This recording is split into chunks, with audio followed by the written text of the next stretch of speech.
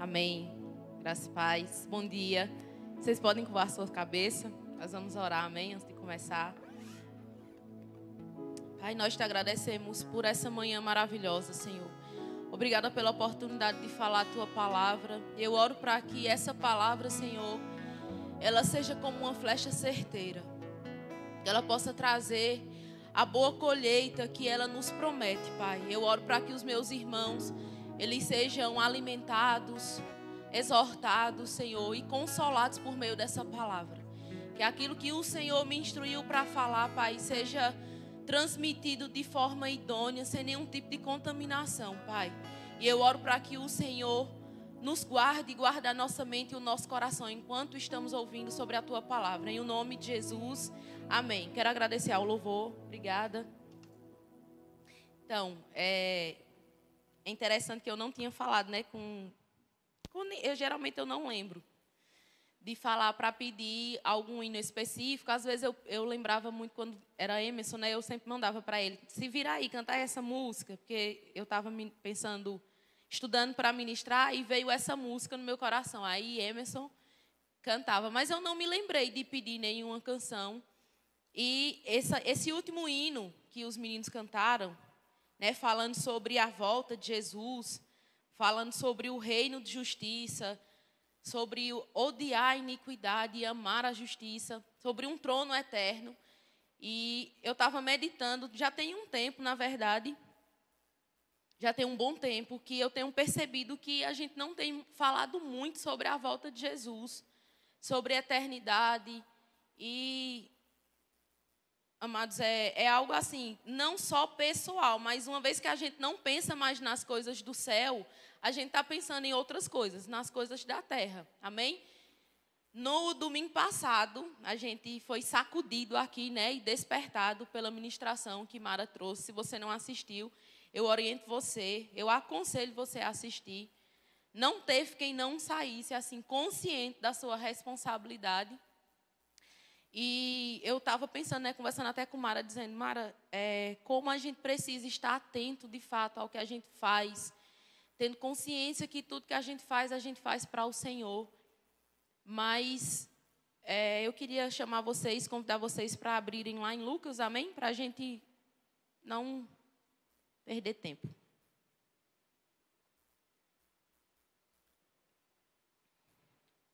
Lucas 13.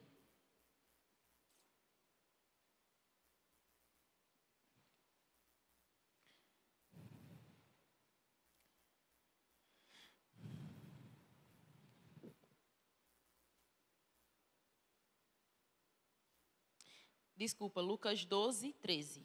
Desculpa aí, viu?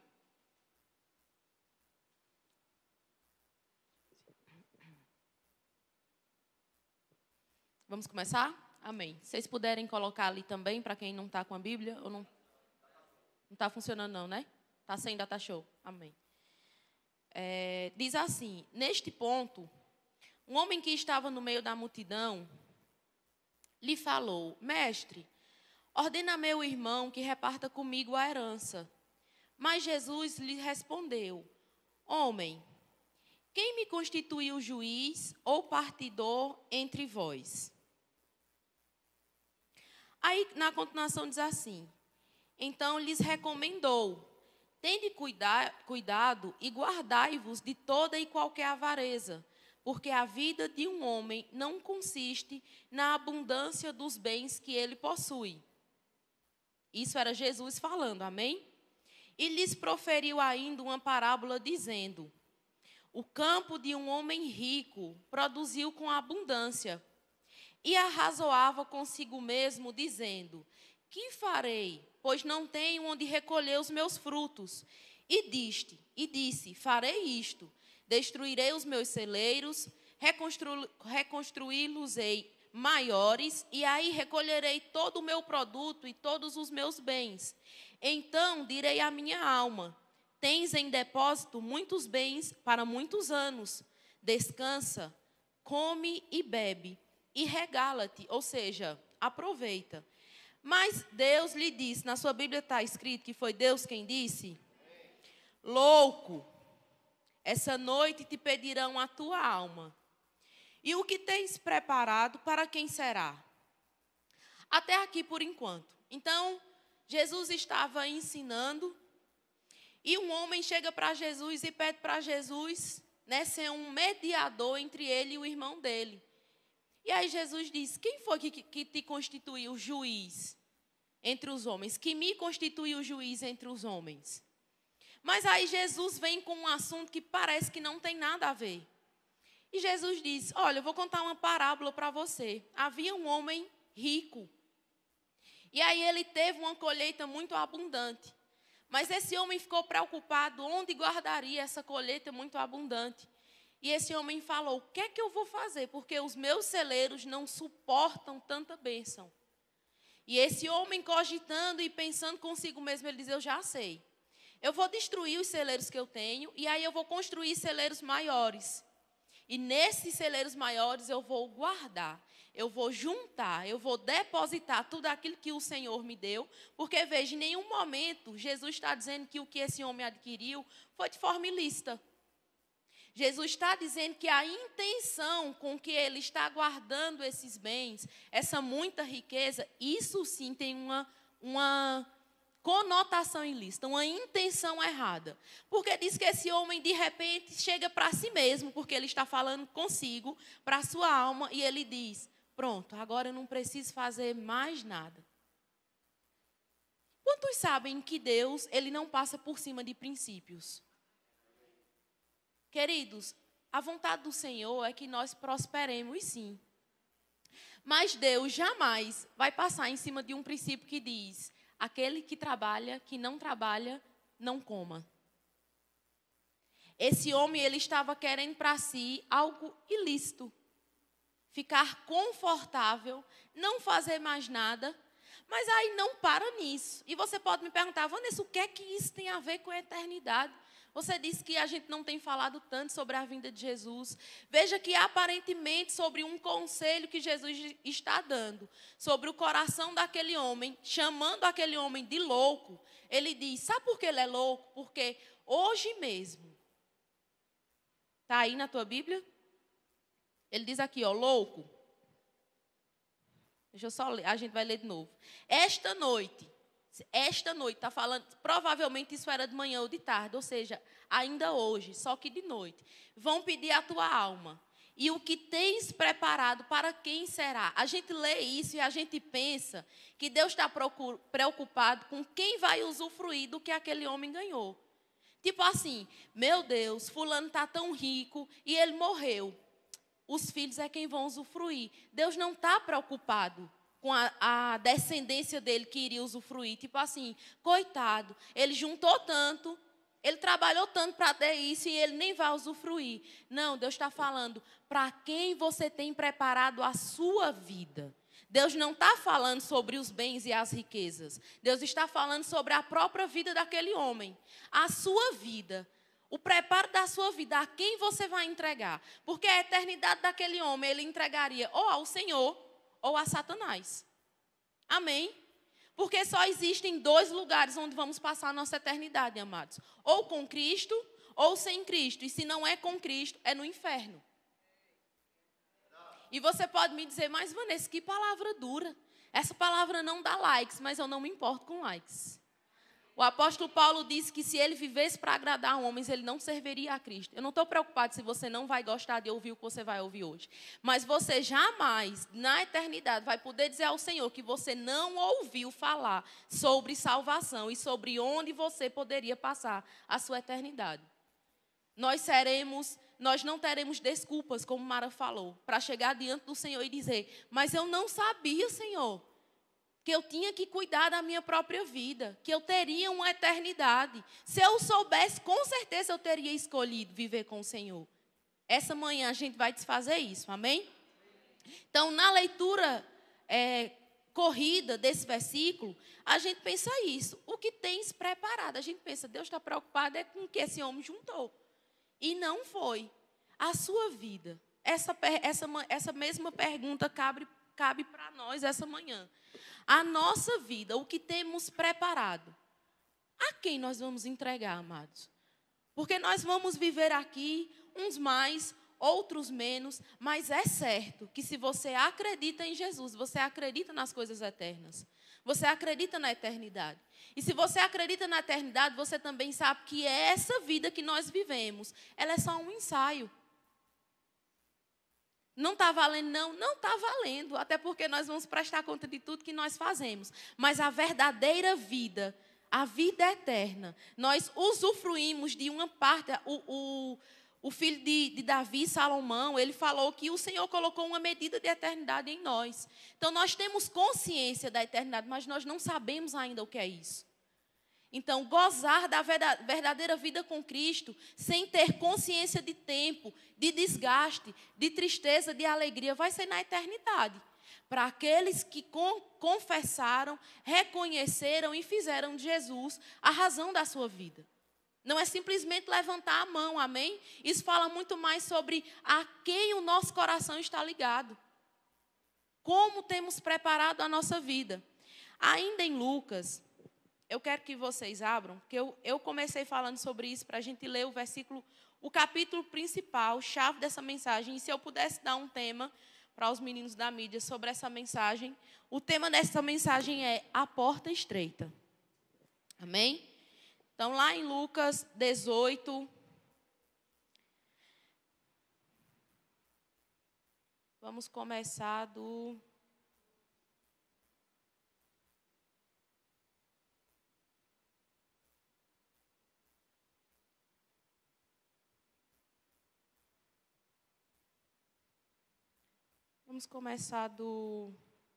Peraí, tá? Lucas 18.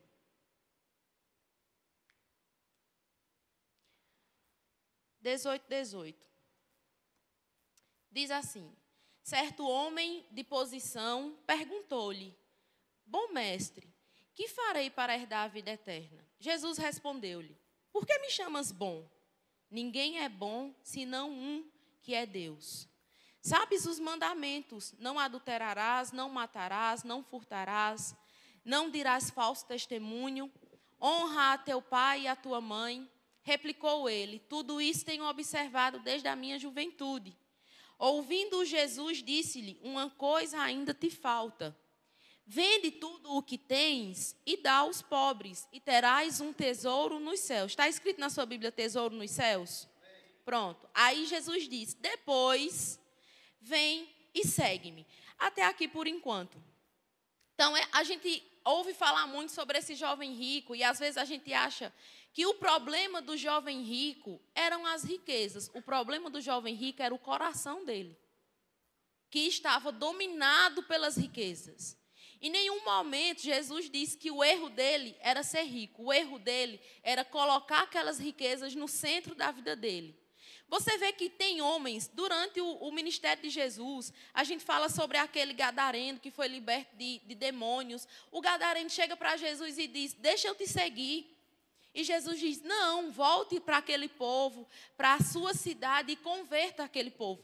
E a Bíblia diz que aquele homem converteu a cidade, por conta do testemunho. Mas é interessante que a este homem, Jesus, depois de dizer o que precisava ainda ser ajustado, ser corrigido, Jesus diz: depois de você fazer essas coisas, vem e segue-me. O que é que isso nos diz, amados? É que não dá para seguir Jesus de todo jeito.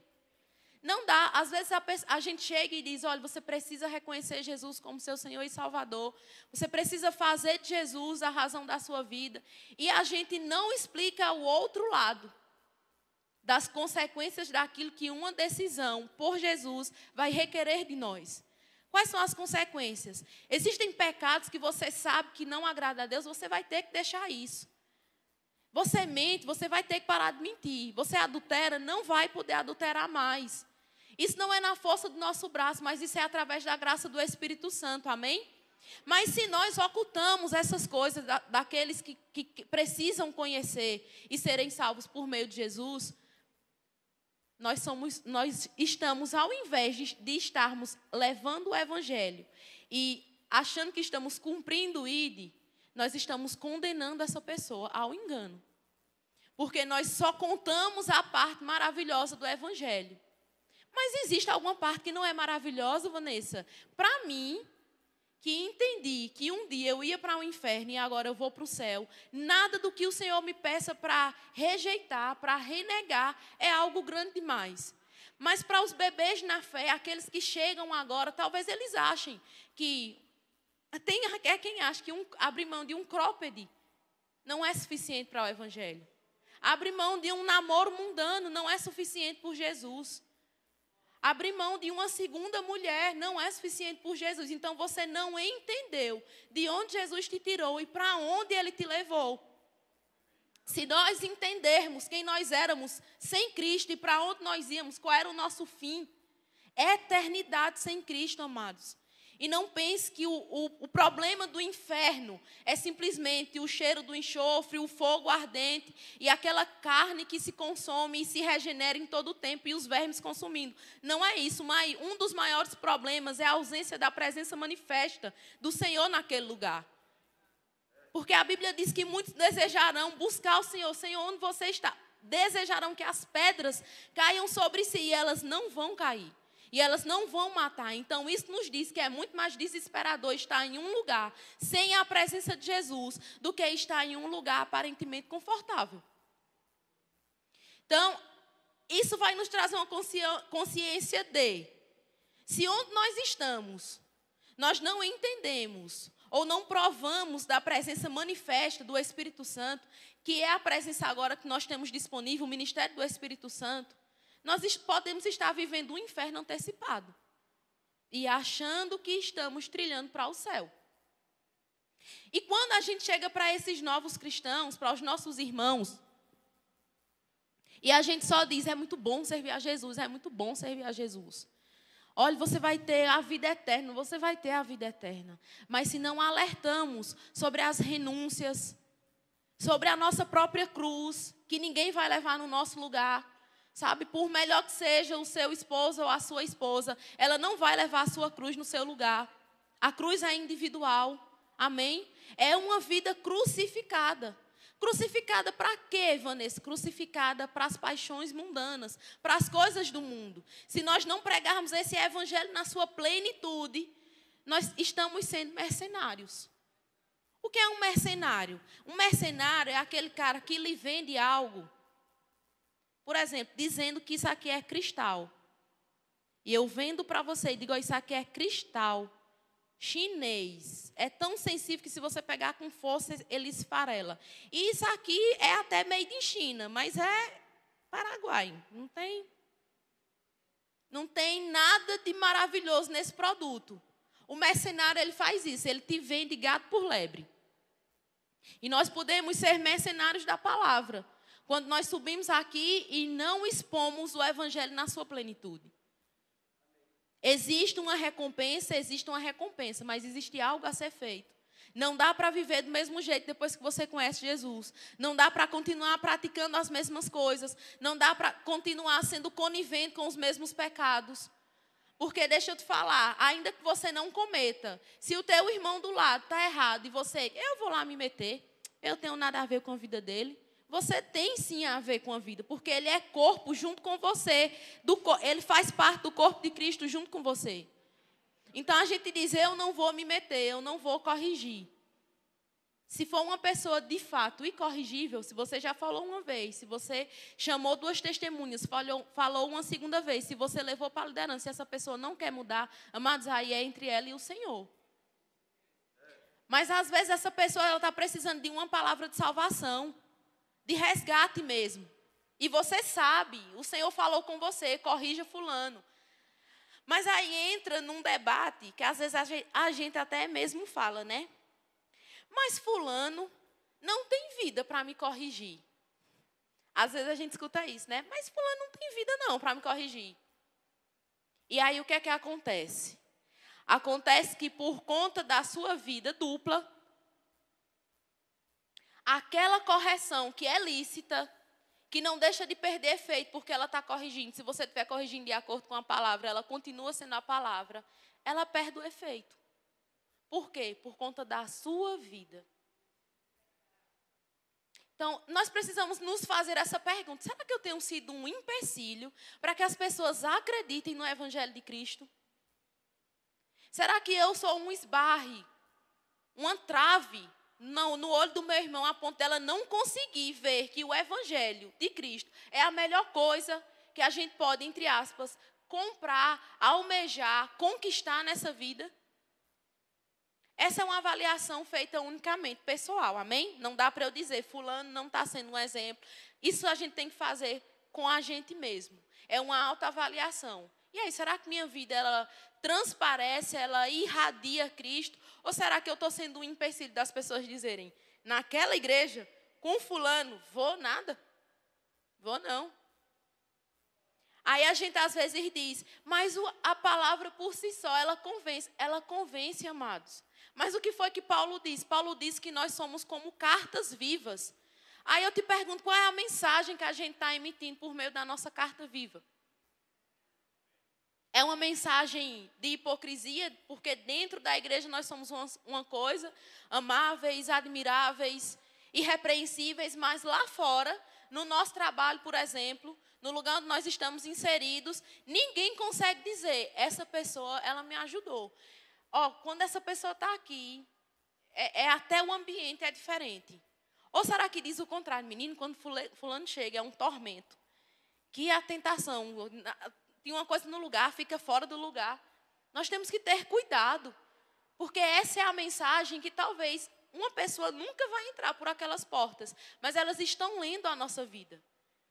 Elas estão nos observando, é o mundo lá fora. E isso também fala sobre a nossa eternidade. Amém? Tem um versículo aqui, tem um capítulo aqui que eu quero ler com vocês. Espera aí, viu? Deixa eu só achar aqui.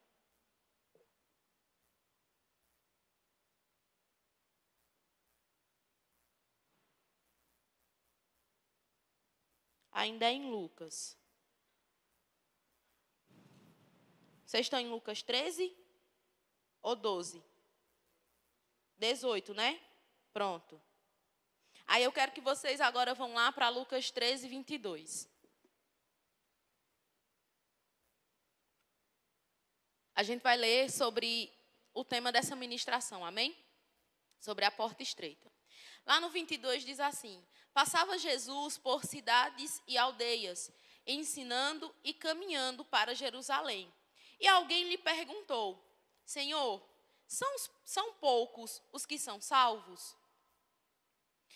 A gente lê corrido e a gente não percebe que, vamos lá, por 22, que Jesus estava passando pelas cidades e foi alguém que estava seguindo Jesus que fez essa pergunta. Preste atenção nessa informação que eu trouxe. Então, essa pessoa, seguidora de Jesus, lá naquele tempo, perguntou: Senhor, são poucos os que são salvos? Jesus respondeu-lhes: esforçai-vos por entrar pela porta estreita, pois eu vos digo que muitos procurarão entrar e não poderão. Eu fui estudar essa passagem a fundo e eu confesso a vocês que eu achava que quando Jesus dizia assim, muitos procurarão entrar e não poderão, estava falando sobre as pessoas no mundo. Que quando Jesus voltasse, essas pessoas iam querer, porque a ficha ia cair e elas agora iam querer Jesus. Só que não é sobre isso que Jesus está falando. Esses muitos aqui é do meio de Cristo. É dos seguidores de Jesus. O que nos dá a certeza de que o fato de levantarmos a nossa mão e de estarmos no meio evangélico não nos garante que nós entraremos por essa porta estreita. Amados, eu quero que vocês pensem em nome de Jesus. Essa não é uma palavra de condenação, essa é uma palavra de alinhamento. Porque para a gente passar por meio dessa porta estreita, né, que não está falando sobre ser estreita a ponto de alguém mais gordinho ou mais fofinho não poder passar, mas Jesus está dizendo que não passa por essa porta quem está levando todo tipo de coisa. Sabe, a gente pode levar cargas, pecados, ofensas, coisas que nessa porta estreita, isso não nos dá acesso à eternidade. Não dá para você entrar, passar pela porta estreita cheia de coisas carnais, de coisas do mundo. Então Jesus está dizendo, muitos dos que me seguem, eles vão querer entrar, mas eles não vão poder. Amém? E aí, estudando mais, né, e vendo essa questão de muitos, ele diz assim, ó, no 25. Quando o dono da casa se estiver levantado e fechado a porta, e vós do lado de fora, veja, para quem Jesus estava dando a mensagem? Lembra que no 22, a gente leu que Jesus passeava pelas cidades e as pessoas o seguiam e alguém chegou e fez a pergunta, Senhor, são poucos os que são salvos? Aí Jesus está dizendo, esforcem-se, porque eu vos digo que muitos procurarão entrar e não poderão. Aí quando ele fala sobre o dono da casa, ele está falando sobre ele, amém? Quando o dono da casa tivesse levantado, está falando sobre a sua segunda vinda. Resgatar, arrebatar os seus, e ele diz, e fechar a porta, porque, amados, olha, porta ela tem dois sentidos, é para sair e é para entrar. Ninguém usa a porta só para uma coisa. Só que essa porta, ela tem uma especificidade. É que quem está fora e quiser, não é só por querer entrar que essa pessoa vai entrar. E uma vez que nós estivermos dentro, nós também não vamos precisar sair. Amém? Por quê? O que é essa porta? Essa porta não é o quê? Essa porta é quem? A porta é o próprio Jesus. Veja, Jesus diz, eu sou o caminho, a verdade e a vida. Ninguém vem ao Pai senão por mim. A porta, essa porta estreita é o próprio Jesus. Isso nos diz que para a gente ter acesso à eternidade com Cristo, a gente tem que viver num padrão de Jesus. Se for fora do padrão de Jesus, nós não temos acesso. Mas uma vez que estamos em Cristo, e esse acesso à porta ele é dado por meio da fé na pessoa de Jesus e do arrependimento, amém? Você pode aí estar se perguntando, meu Deus, será que eu tenho acesso a essa porta? Eu lhe pergunto, você confessou, você reconhece que Jesus é o Senhor e Salvador da sua vida?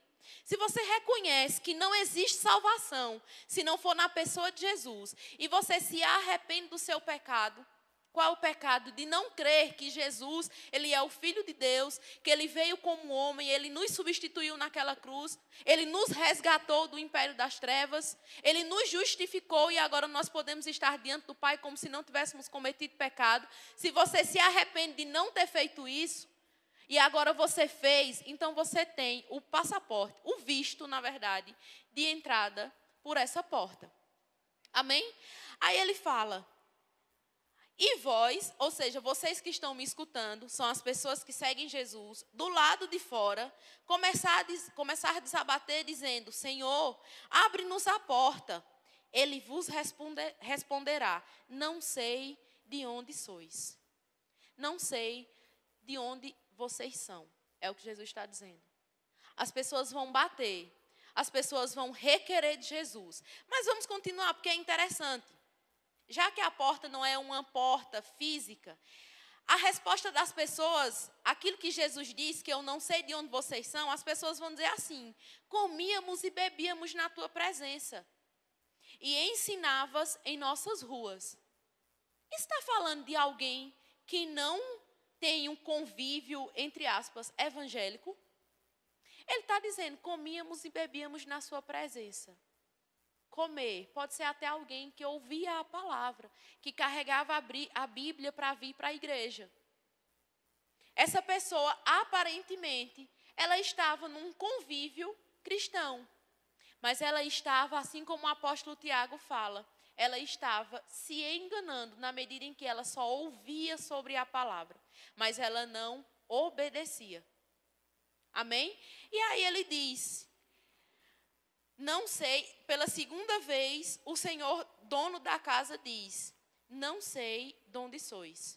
Apartai-vos de mim, vós todos, os que praticais iniquidades. Isso é forte, né? Você achar que está abafando, já pensou? Por que eu quis ministrar sobre isso? Porque às vezes, queridos, a gente pode estar vivendo assim. Eu não falto um culto. Todo culto eu estou. né? Mara falou sobre, e as nossas obras, né? O que é que nós temos preparado? Aquilo que Deus nos deu. Cadê o fruto? Mas a gente tem que ir também para um equilíbrio, para não achar que porque estamos muito ativos, fazendo muito para o Senhor, nós somos aprovados.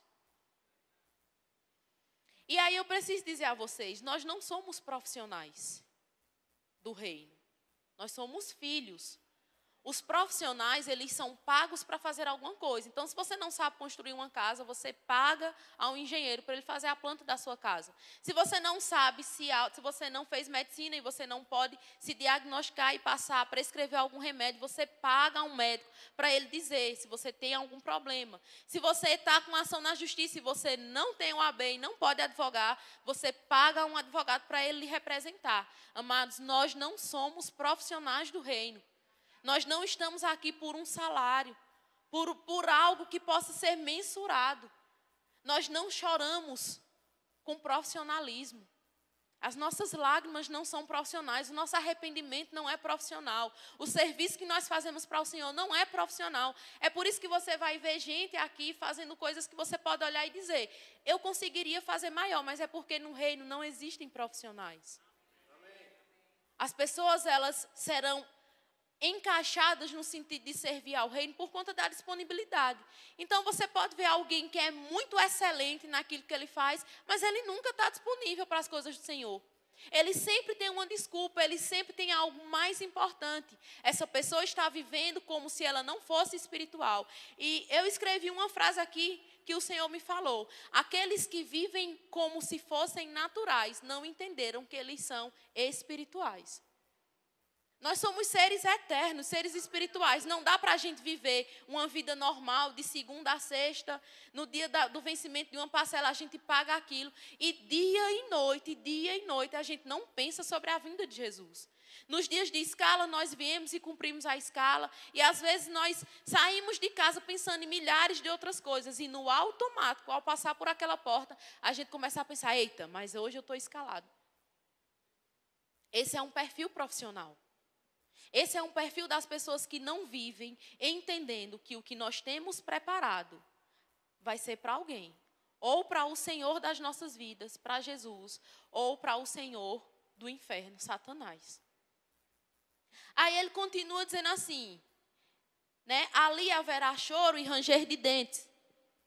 Quando virdes no reino de Deus, Abraão, Isaque, Jacó e todos os profetas, mas vós lançados fora. Muitos virão do Oriente e do Ocidente, do Norte e do Sul, e tomarão lugares à mesa no reino de Deus. Contudo, há últimos que virão a ser primeiros, e primeiros que serão últimos. Até aqui por enquanto. A gente às vezes diz isso, né? Está numa fila, aí uma pessoa chega e entrega um papelzinho. A gente está na posição 110. Aí alguém chega e diz, tu quer a minha senha, mulher? Olha, é o número 10. Aí a gente diz, eita, por isso que a Bíblia diz que os últimos serão os primeiros. E a gente não tem consciência do que a gente está falando. A gente está falando aqui, quando a gente fala isso, a gente está dizendo, Jesus está dizendo, olha, os primeiros, aqueles a quem eu vim, aquelas pessoas para quem eu vim verdadeiramente, os judeus, eles não me quiseram. E aí vieram então os gentios, aqueles que, na rebarba, como diz o Matuto, eles nem faziam parte da promessa. Mas como os meus não me quiseram, eles me quiseram. E esses aí, os últimos, eles vão ser os primeiros. Por quê? Quando você vai estudar escatologia, você vai ver que após a segunda vinda de Jesus, aqueles que subirem com Cristo vão aparecer lá em Jerusalém. Um dia eu estava brincando lá em casa dizendo, uma viagem para Jerusalém minha já está garantida. Porque a gente vai estar com Cristo lá em Jerusalém, onde o Senhor vai mostrar os seus pulsos furados. E somente naquele momento... Eu sei que tem judeus que estão aceitando a Jesus, amém? Mas eu estou falando sobre a linhagem. Eles vão reconhecer que Jesus era verdadeiramente o Filho de Deus. Então, eles vão ser por último. A gente sabe que na segunda vinda de Jesus existe uma ordem de quem vai ressuscitar primeiro. Primeiro, os mortos ressuscitam. E aí, não sei como vai ser isso, eu só sei que eu quero viver isso. Tem muitas coisas que a gente não precisa saber. E aí Paulo diz a Timóteo, ó, cuidado com essas falações que não levam a gente a lugar nenhum. Pelo contrário, muitos homens envolvendo nessas discussões se desviaram da fé. E a gente vê homens discutindo. Mas e aí, quando é que vai ser? É Jesus primeiro? Não, Jesus vem depois. A gente passa na aprovação. Minha gente, o que eu quero saber é que eu quero estar com Cristo na glória. E o resto eu não quero nem saber. Essa tem que ser o nosso maior objetivo, estar com Cristo na glória. Mas isso diz muito às escolhas que nós fazemos hoje em dia. A como temos vivido no nosso dia a dia. Amém? Então não é só simplesmente, eu aceitei Jesus, pronto, e agora todo domingo eu vou lá na igreja. Pronto, Vanessa, pronto. Minha passagem, pronto, acabou, vou para o céu. Não é só isso, queridos. Existe um esforço que Jesus disse aqui a esse povo. Se você não se esforçar, você não vai passar por essa porta. Isso nos fala que a nossa salvação, em relação à nossa salvação, a gente não pode ser negligente. A gente pode ser negligente, a gente não pode, na verdade, ser negligente. Mas se a gente não tiver que ser negligente com algo, é com a nossa salvação. Então, você pode olhar e dizer, eu tenho cuidado tão bem de todas as coisas que Deus tem colocado em minha mão. E eu tenho sido exemplar. Mas eu te pergunto, e a tua salvação? E o teu coração, como é que está? E amar a vinda de Jesus? Porque Paulo diz que a ele estava guardada aquela coroa incorruptível. Não só para ele, mas a todos aqueles que amam a vinda do Senhor. O quanto temos amado a vinda do Senhor? Porque às vezes nós estamos dizendo, não, tomara que Jesus não volte agora. Porque eu acabei de casar, minha gente. Eu nem fui mãe. Sabe que isso nunca passou no meu coração? Nunca. Porque é muito melhor a eternidade com Cristo. Todas as vezes que nós dissemos, tomara que Jesus não volte agora, porque ainda não aconteceu alguma coisa na minha vida, você está negociando a eternidade com Cristo por algo natural. Então você não está vivendo pelas coisas eternas, você está vivendo pelas coisas naturais. Você pode dizer que é qualquer outro motivo. Vanessa, mas é lícito. Eu tenho um filho, era o meu sonho. Ok, é lícito, mas nada se compara a estar com Cristo na glória. Até mesmo as nossas boas intenções de tomara que Jesus não volte agora, porque a minha mulher ainda não aceitou Jesus. O meu esposo ainda não aceitou Jesus. O meu pai e a minha mãe ainda não aceitou Jesus. Aí eu te pergunto, o que é que você está fazendo para que essa pessoa reconheça que não existe vida sem Jesus? Se você tem ficado calado dia após dia sobre a eternidade, sobre a vinda de Jesus, você não está de fato se importando com a vinda de Jesus. Porque não existe nada hoje em dia, tirando diante da soberania do Pai, todas as coisas que Ele vai fazer com que aconteça, que segurem Jesus. E existem alguns aí dizendo que Jesus vai vir em 2036 e 2039. E eu digo a vocês, por favor, não repitam uma asneira dessa. Porque a Bíblia diz que somente o Pai sabe. Se é somente o Pai, não tem lá uma exceção. Gente, para de procurar coisa onde não existe na palavra. Nem os anjos, nem o Filho, só o Pai. Se a Bíblia está dizendo só o Pai, é quem? Então, o que é que a gente tem que fazer? Estar pronto. Para que seja hoje, seja amanhã, seja daqui a 10 anos, o Senhor nos encontre como fiéis, como aprovados. Para que quando o Senhor vem, a gente possa ter legalidade de ter acesso a essa porta estreita. Amém? E falando sobre a porta estreita, né? Aí eu estava meditando. Eu disse, meu Senhor, como o mundo, como a cultura desse mundo, ela tem tentado alargar essa porta. Mas a Bíblia diz que existe uma porta larga, mas é para aqueles que vão para a perdição. É um caminho largo. O caminho estreito é o da salvação. O caminho largo é daqueles da desobediência, daqueles que não querem obedecer e não querem seguir a Cristo. E se você prestar atenção, o papel de Satanás e do mundo hoje em dia é tentar alargar essa porta. Só que quantos sabem que a porta não passou por reformas? Não teve reformas na porta, ela continua estreita. Então o mundo está querendo dizer, que besteira, todo tipo de amor é válido. Deus mesmo é amor. Então relacionamento entre mulher e homem com homem, é possível sim, porque se Deus é amor, jamais ele ficaria contra uma forma de expressão de amor. Isso é uma tentativa de alargar a porta. E você pode estar pensando, meu Deus, Vanessa vai falar sobre isso. Eu vou falar até o dia que a gente também não puder falar. Nem que quando eu descer daqui, tenha 2 policiais ali me esperando para levar na delegacia. Amados, a gente precisa ter essa coragem. Eu não sei se vocês viram, mas vídeos falando que o homossexualismo é pecado foram derrubados do YouTube. Pregações de homens e mulheres de Deus que têm dito o que é pecado e o que não é pecado. E aqui eu não estou colocando uma classe maior de pecado, porque assim como homossexualidade é pecado, mentira é pecado, roubar é pecado, defraudar é pecado, fraudar é pecado. Se você está fazendo seus negócios em contratos ilícitos, você está cometendo pecado. E não pense que você é melhorzinho de uma pessoa que está no engano tendo um relacionamento com pessoa do mesmo sexo. Não está. Mas essa é a questão, essa necessidade de o mundo alargar essa porta. Porque assim a gente não precisa carregar a nossa cruz e crucificar o nosso eu. A gente pode passar cheio de paixões, cheio de inveja, cheio de mentira, cheio de soberba e não passa. Não passa, desse jeito não passa, não somos aprovados diante do Senhor.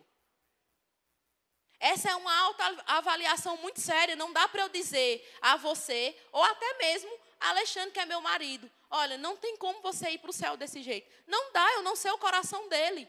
E o que eu mais gosto na palavra é isso, aquele que sonda os corações. Então pode ter alguém com a aparência de piedade, uma pessoa aparentemente incorrigível, e você pode dizer, meu Deus, se essa pessoa não for para o céu, eu não sei mais quem é que vai para o céu não. Talvez essa pessoa não vá para o céu, porque o coração dela está podre, cheio de coisa ruim, cheio de inveja, cheio de maledicência, cheio de fofoca, e ela não vai.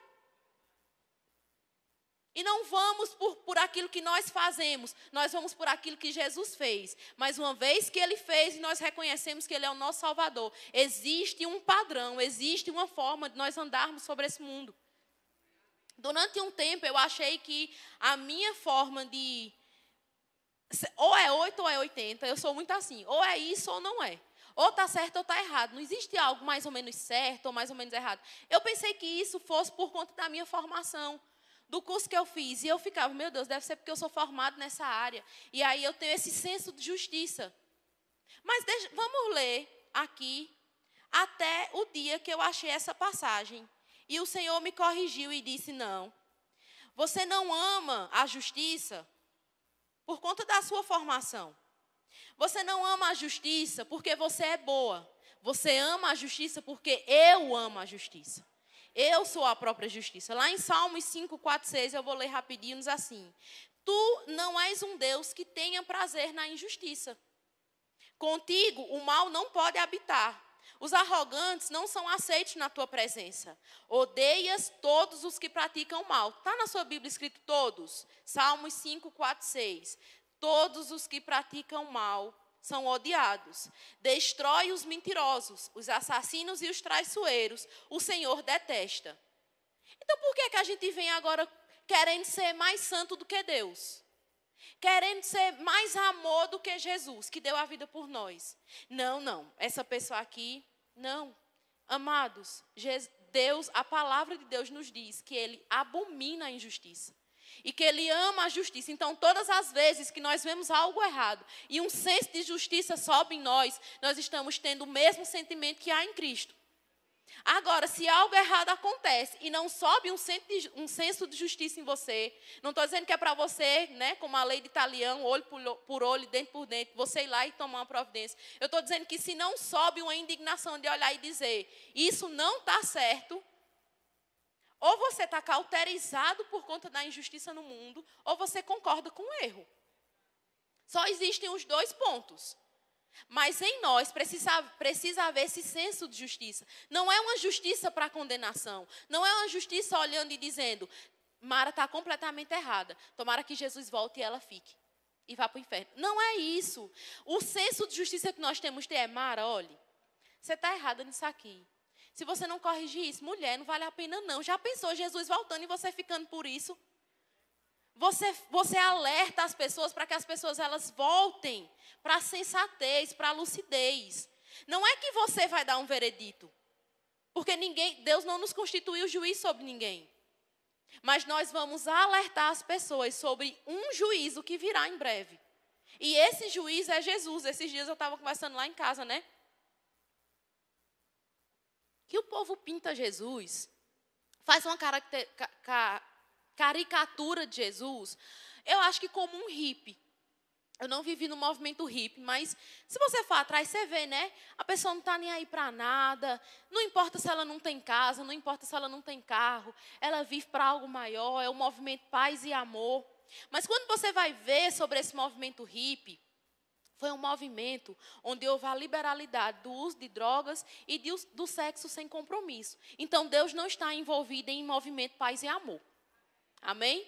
Tem essa consciência. Jesus é um cara bom. Jesus era um revolucionário. Não, Jesus não era um revolucionário. Jesus não chegou aqui na terra dizendo, vocês que pagam impostos agora não paguem mais. Vocês que eram casados não precisam ficar. Não, Jesus não revolucionou. Jesus veio trazer o reino, a mentalidade do reino e as prerrogativas para a gente viver sobre esse reino. Isso não é uma revolução. Isso é uma realidade. Revolução é você pegar algo natural e distorcer aquilo, seja para bom, seja para ruim. Jesus não veio fazer isso. Jesus veio trazer uma realidade que ninguém tinha visto antes. Ninguém tinha vivido antes. Então, o mundo está querendo pintar esse Jesus para nós agora. Mas Jesus não vai fazer isso. Eu já ouvi gente dizer, eu já ouvi uma pessoa dizer assim, eu duvido que Jesus me deixe. Eu disse, ai meu Deus, ele foi pregado na cruz no lugar de Jesus, essa pessoa. A pessoa disse, eu duvido, Jesus não vai fazer isso comigo, Vanessa. Independente de eu estar no mundo ou não, Jesus não vai me deixar. Eu disse, querida, vai. Você vai ficar, eu conto ou você conta. Eu disse, você vai ficar aí, linda, com seus cabelos loiros. Você vai ficar. Queira ou não queira, você vai ficar. Bem perfeita. Porque esse engano o mundo está querendo trazer para nós. Para quê? Para que a gente agora não precise obedecer firmemente às verdades outrora ouvidas. Então a gente pode, eu acreditava nisso aqui, mas sei lá, hoje em dia, né, o mundo está tão assim. Assim como, minha gente? Se a gente não vive pelas coisas do mundo, o mundo está tão assim. Minha gente, o mundo está tão assim. Mas você não é regido pelas coisas desse mundo. A não ser que você esteja vivendo de maneira natural, sem consciência da eternidade e do arrebatamento. Então, o mundo vai ser assim para você. Vamos correr, porque eu ainda quero ler aqui. Eu li para vocês, né, Salmo 5, 4 a 6. Mas eu quero ler, meu Deus, não vai dar para falar tudo não, mas outro dia eu volto e a gente continua essa conversa, amém? Ainda tem muita coisa que eu quero conversar com vocês sobre isso. Diz assim, eu sei que a gente não esgota um assunto só, e eu quero que vocês abram comigo, lá em 1 Coríntios 9.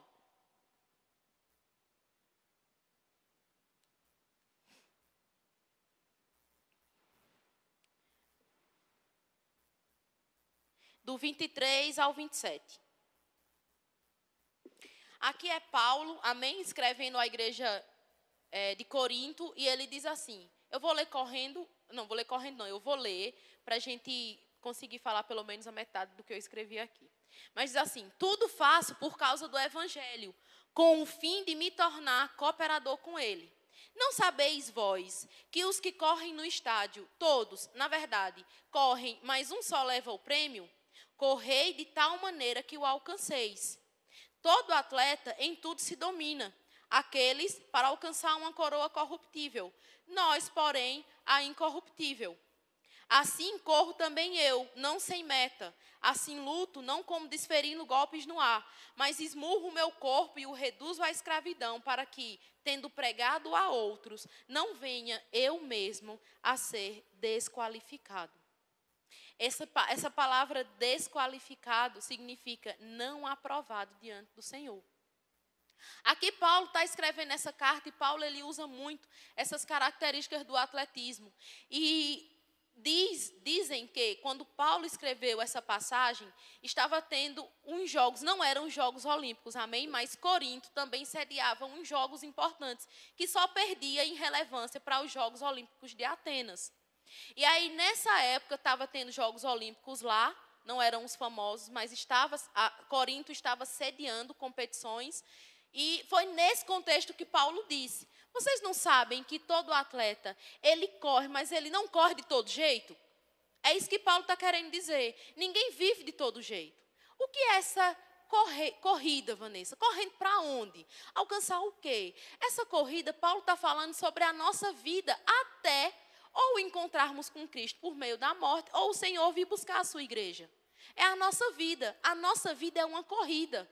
Amém? Mas como o pastor já falou algumas vezes aqui, não é uma corrida de velocidade. Não é para eu ficar me comparando com ninguém. Meu Deus, fulano já está, e fulano já ministra, e já é professor do Rema, e já faz não sei o quê. Não, é uma corrida de constância. Mas além da constância é necessário fidelidade. Porque se você é constante, mas você não é fiel, qual tipo de coroa você vai receber no final? Qual tipo de troféu lhe caberá? Então, além da perseverança, é necessária a fidelidade. Eu diria que cada uma dessas pernas é o que vai fazer com que a nossa corrida ela seja firme. Amém? E aí ele diz assim, eu não corro de todo jeito, não sem meta. Qual é a nossa meta? Eu pergunto para você, qual é a meta da sua vida?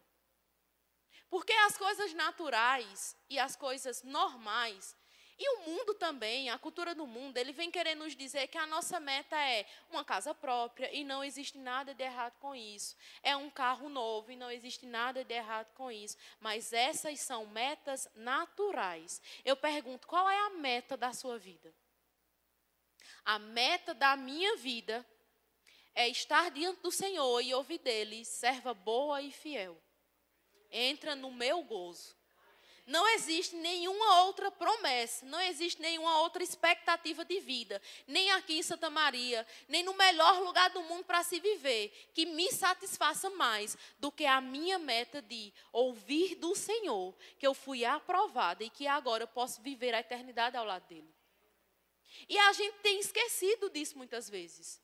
Por quê? Porque de acordo com a nossa corrida, nós podemos demonstrar aquilo que é mais importante para nós. Às vezes estamos empenhando muita força, toda a nossa força, os nossos dias, a nossa alegria, para as coisas que nos satisfaz, para aquilo que nos faz crescer. Mas quando é algo para o crescimento do corpo, quando é algo para a propagação do evangelho, para que Jesus seja mais conhecido, para que alguém seja alcançado em cura, a gente tem sempre uma desculpa de hoje eu estou cansado, hoje eu não vou. Então, isso nos demonstra que muitas vezes a gente pode achar que a nossa meta é estar com Cristo na eternidade, mas a nossa meta não passa das mesmas metas das pessoas que não conhecem Jesus. Casar, ter filhos, uma boa casa, um bom carro, ter dinheiro para pagar as contas. Essas coisas, as pessoas no mundo, elas pensam nisso e elas correm atrás disso. E elas conseguem isso sem a ajuda de ninguém, na força do braço delas. Mas existe algo que elas não conseguem, nem com toda a força que elas empenhem. É alcançar a salvação. É alcançar, ouvir do Senhor, servo bom e fiel. Entra no meu gozo. Vem, você é aprovado. Você correu fielmente. Você foi perseverante. Sabe, isso o Senhor não vai falar de acordo com as metas que nós fazemos na nossa vida comum. Mas o Senhor vai falar daquilo que é eterno que Ele colocou sobre as nossas mãos. Sejam os filhos, seja um casamento, coisas eternas. Não o casamento no sentido de aliança lá no céu, porque a gente sabe que ninguém vai casar, nem vai se dar em casamento. Mas eu falo no sentido de eternidade enquanto você está aqui nessa terra. Até Jesus voltar, você precisa ser fiel a essa aliança. Então, é em relação a essas coisas que não prescrevem, que a traça não come, que o Senhor vai dizer, você foi fiel nisso aqui. Você teve a oportunidade de trair sua esposa e você não traiu, você foi fiel a mim. Você teve a oportunidade de desviar R$50 do caixa e você não desviou, você foi fiel a mim. São essas coisas que estarão patentes diante do Senhor. É quem nós somos, não o que nós fazemos, propriamente dito. Amém? Aí ele diz assim, que esmurra o corpo, eu estou finalizando, amém? E o reduz à escravidão para que tenham pregado a outros. Não venha eu mesmo a ser desqualificado. Ou seja, Paulo tinha a preocupação em, eu estou ensinando isso aqui. Assim como hoje eu tenho essa preocupação. Senhor, eu estou falando sobre a eternidade e sobre não vivermos de todo jeito. Quando eu descer daqui, precisa haver em mim e em cada um de vocês um temor de, Senhor, que eu não seja desqualificada, que eu não seja aprovada, a ponto de um dia eu pregar sobre isso e um dia eu ser uma vergonha para essa pregação. É isso que Paulo está querendo dizer. E para finalizar, no meu ainda são 11 13 e a lição 11:16, então eu ainda tenho 3 minutos a mais do que o tempo que eu tenho. Eu anotei uma coisa aqui, né, que diz sobre a gente correr atrás das coisas que perecem, que corrompem. Eu anotei uma pergunta que talvez vocês estejam se fazendo. Sobre querer ser rico. Isso não é lícito? Né? Porque eu falei sobre aquele homem rico, Deus chamando ele de louco, falei sobre o jovem rico. E aí você pode estar se perguntando, mas Vanessa, eu querer ser rico é ilícito? É pecado? E para não ficar nas minhas palavras, me acompanhe lá em 1 Timóteo, porque eu jamais responderia isso a vocês por mim mesma. 1 Timóteo 6.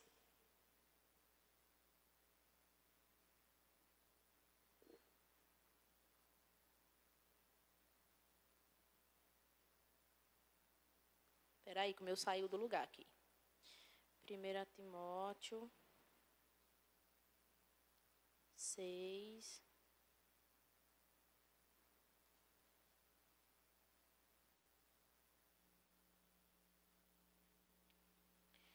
A partir do 3. Paulo diz assim: se alguém, isso é uma carta direcionada ao seu filho na fé, né, Timóteo, e ele está dando instruções a Timóteo, dizendo assim: se alguém ensina outra doutrina e não concorda com as sãs palavras de nosso Senhor Jesus Cristo e com o ensino segundo a piedade, é infatuado, não entende, mas tem mania por questões e contendas de palavras, de que nascem inveja, provocação, difamações, suspeitas malignas, altercações sem fim, por homens cuja mente é pervertida e privados da verdade, supondo que a piedade é fonte de lucro. Aí ele diz no 6:6, de fato, grande fonte de lucro é a piedade com o contentamento. No 7, porque nada temos trazido para o mundo, nem coisa alguma podemos levar dele. 8, tendo sustento com o que nos vestir, estejamos contentes. Eu te pergunto, você está contente se você tem o que você vestir? Porque às vezes nós não estamos contentes em ter o que vestir, nós estamos sempre querendo algo mais, insatisfeitos, descontentes, nunca está bom. Não, Senhor, eu comprei esse carro, mas assim, eu já estou pensando no próximo. Esse aqui está muito pequeno. Não, essa casa aqui está boa, mas assim, pode ser uma maior.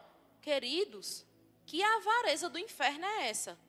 Aí lá no 9 ele diz assim: ora, os que querem ficar ricos caem em tentação e cilada, e em muitas concupiscências insensatas e perniciosas. Concupiscências são desejos desenfreados, amém? E aí, para terminar, ele fala: as quais afogam os homens na ruína e perdição. Aí eu volto à pergunta: é ilícito querer ser rico? Aí Timóteo fala: aqueles que querem ser ricos, eles caem em ciladas. O que é que Timóteo está querendo nos dizer? É que a razão da vida dessas pessoas não é agradar ao Senhor e glorificá-lo por meio das riquezas, é ser algo. É parecer, transparecer, demonstrar, se amostrar que ela é rica. E aí Timóteo está dizendo, essas pessoas que não estão contentes em ter uma casa para morar, ter o que comer e ter o que vestir, que é o que Paulo diz, se tivermos o que comer, o que vestir, sejamos contentes. Ele está dizendo, essas pessoas aí, que elas nunca estão satisfeitas, elas vão cair em ciladas. E aí diz qual é o fim dessas pessoas. Na minha Bíblia diz, ruína e perdição. Então, amados, existem 2 tipos de coisas que nós devemos amar. Ou nós amamos a vinda do Senhor, ou nós amamos as riquezas, a ponto de o desejo do nosso coração não é estar com Cristo na eternidade, mas é ser alguma coisa, é ser rico. E aqui ele está dizendo qual é o fim dessas pessoas. A gente sabe que é o Senhor quem nos faz prosperar, é o Senhor quem nos acrescenta bens, do Senhor vem todas as coisas. Se você tiver de ser rico, você vai ser rico. Você não precisa querer, você não precisa correr atrás dessas coisas, porque é como correr atrás do vento. Provérbios fala sobre isso. E aí, para finalizar, o último versículo que eu quero ler com vocês é ainda em Timóteo, mas é 2 Timóteo. Aí deixa eu só finalizar aqui, no 1 Timóteo ainda, 17 e 18, Paulo dizendo assim: exorta aos ricos do presente século, que não sejam orgulhosos, nem depositem a sua esperança na instabilidade da riqueza, mas em Deus, que tudo nos proporciona ricamente para nosso aprazimento. Quem é que nos proporciona? Deus. E é ricamente, ou seja, é abundante, para que a gente usufrua disso. E aí ele diz, mas é para esses ricos do presente século praticarem o bem. É para eles serem ricos de boas obras, generosos em dar e prontos a repartir. Aí Paulo termina falando que acumulem para si mesmos tesouros, sólido fundamento para o futuro, a fim de se apoderarem da verdadeira vida. Então, existem 2 tipos de tesouros aqui nessa passagem. Um que é corrompível e um tesouro que é incorruptível. Um tesouro que nós depositamos não num banco na Suíça, em nenhum outro lugar do mundo. Um tesouro que é depositado no céu e que nós vamos ter acesso a esse tesouro no dia que lá nós chegarmos. Mas eu te pergunto, de que te adianta você ter milhões na sua conta hoje e amanhã, ou hoje ainda, a sua alma ser pedida e lá no céu você ser miserável? Não adianta de nada.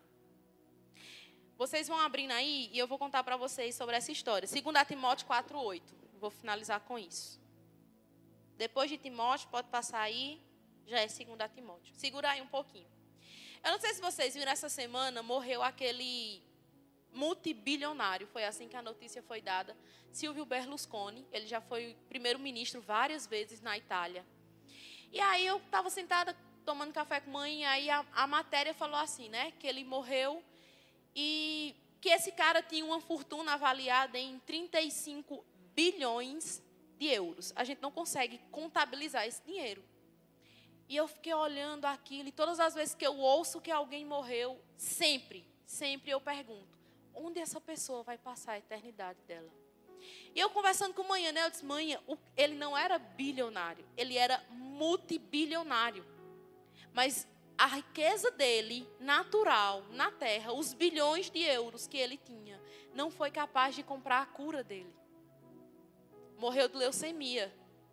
E aí vinha dizendo que os filhos iam dar sucessão à empresa e tal. E eu fiquei pensando, eu disse, meu Deus, você viver toda a vida cheio de coisas, achar que está vivendo muito bem. E se aquele homem não conheceu Jesus antes da morte, se ninguém pregou para ele, ele pode ter feito toda a caridade com aqueles bilhões. Ainda assim, a eternidade dele está garantida fora do céu. E todas as vezes que alguém morre, eu fico pensando, onde essa pessoa vai passar a eternidade? Porque a nossa preocupação é essa. É onde vai passar a nossa eternidade. Onde os meus filhos vão passar a eternidade? Onde os meus pais vão passar a eternidade? Onde os meus irmãos? No corpo de Cristo ou dentro de casa? Onde essas pessoas vão passar a eternidade? E não é que no céu a gente vai sentir falta dessas pessoas. Porque a gente vai estar tão pleno de Jesus, não vai existir saudade, queridos.